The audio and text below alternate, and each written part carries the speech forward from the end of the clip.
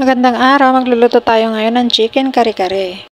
Sa isang tuyong lalagyan, paghaluin ng isang cup na cornstarch, garlic powder, paminta, at seasoning. Haluin. Kapag nahalo na siyang mabuti, ay ready na po natin ilagay yung ating mga manok. Pagulungin lang po yung manok sa harina para ma-coat na mabuti. Yan, kung napapansin nyo po ay puro mabuto yung aking mga pinapagulong na manok kasi yan po yung paboritong kainin ng mga bata dito. Pwede po kayong gumamit ng kahit na anong part ng manok. Ayan, pwede na natin siyang iprito. Magpainit ng kawali, lagyan ng oil. Testing muna natin kung mainit na.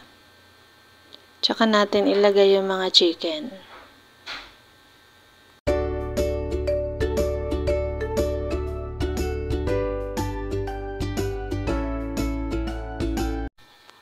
Ayan, itest natin kung golden brown na siya. Ayan, pwede na. Balik na rin lahat. Hindi na natin ipapakita kung gaano natin binalibaliktad para maging crispy. Pero ganito na ang magiging kulay niya.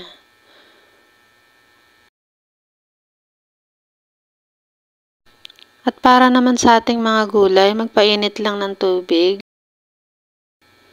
Ayan, ilagay ang puso ng saging na hiniwa ko sa 4. Ayan, at kapag kumukulo na po at malambot na siya, ay pwede na natin siyang hanguin. Sunod ang sitaw. Ayan. Ganon din ang talong. Tayin lang din po natin siyang lumambot. Ayan, pwede na din. Pagkatapos nito, ay isunod naman po natin ang ating pechay. Halo-haluin lang din po natin siya. Ayan, at pag malambot na rin po siya, pwede na rin po siyang hanguin. Para naman sa ating sauce, hindi na po natin itatapon ng tubig. Lalagyan lang po natin siya ng sibuyas, peanut butter, mga 2 o 3 kutsarang peanut butter po.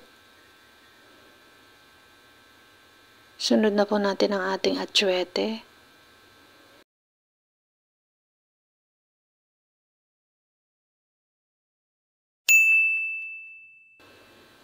Tapos yung ating rice flour o glutinous flour. Haluin at pakuluin. Pwede nang i-plating. Pagkahango nga pala ng mga gulay ay binabad ko rin siya sa tubig na may yelo. Kaya kung napapansin nyo ay hindi nagbago yung kanyang kulay.